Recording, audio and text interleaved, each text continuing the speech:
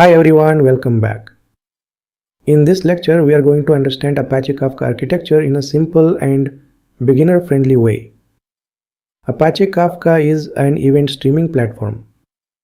In simple words, Kafka helps different applications send, store, and read messages or events reliably.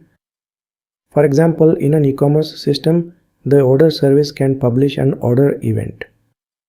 The payment service can publish a payment event.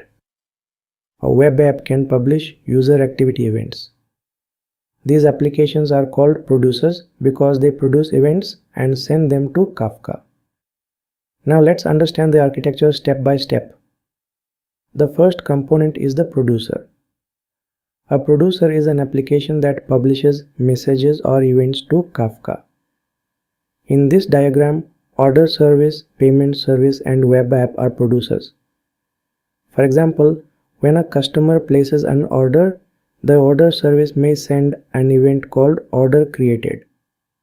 When a payment is successful, the payment service may send an event called payment completed. The producer does not directly send the event to the final application. Instead, the producer sends the event to Kafka.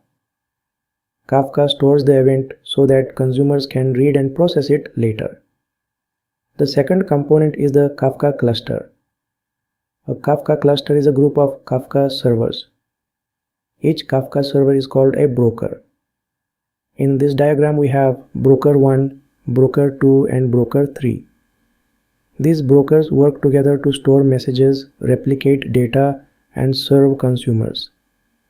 Using multiple brokers helps Kafka handle large amounts of data.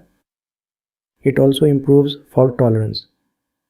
If one broker fails, Kafka can still continue working using replicas stored on other brokers.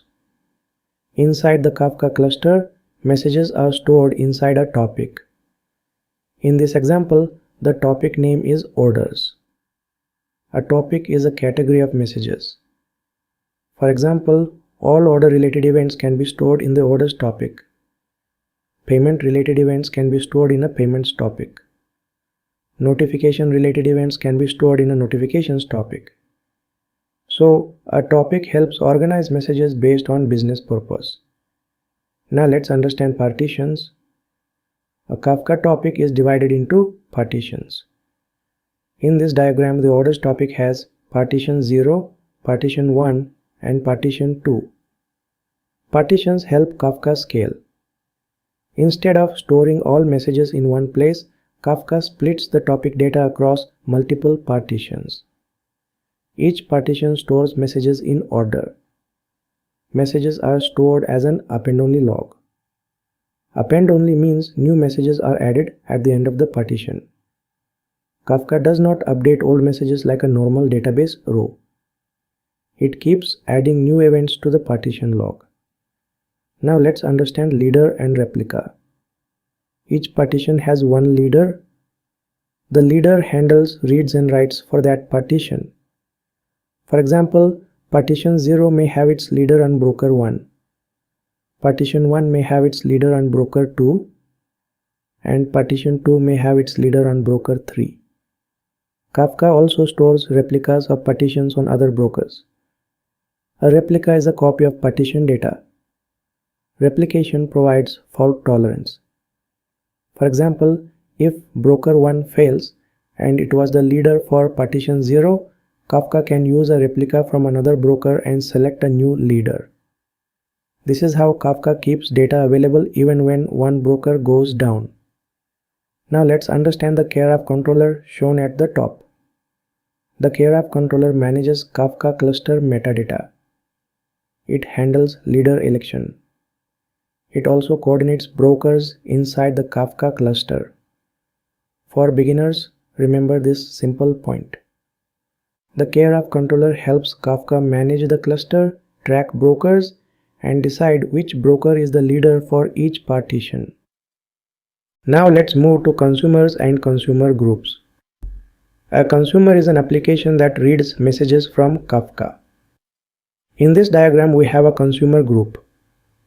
Inside the consumer group, we have consumer A, consumer B, and consumer C. A consumer group allows parallel processing. For example, consumer A can read from partition 0, consumer B can read from partition 1, consumer C can read from partition 2. This means multiple consumers can work together to process messages from the same topic. This improves performance because work is divided across consumers. Now let's understand offsets. An offset is the position of a message inside a partition. Consumers use offsets to remember which messages they have already read. For example, if a consumer has processed messages up to offset 50, it can continue from offset 51 next time. This helps consumers resume processing after restart or failure. So offsets help Kafka track consumer progress. Now let's understand downstream systems. After consumers read messages from Kafka, they can send processed data to downstream systems. For example, one consumer may send data to an analytics system. Another consumer may send notifications. Another consumer may update a search index. This is one of the main benefits of Kafka. One event can be published once and multiple systems can react to it independently. For example, when an order is created, analytics can be updated, a customer notification can be sent, and the search or reporting system can be updated. Now let's quickly review the key concepts shown in the diagram. A topic is a category of messages. A partition splits topic data for scale. An offset is the position of a message inside a partition.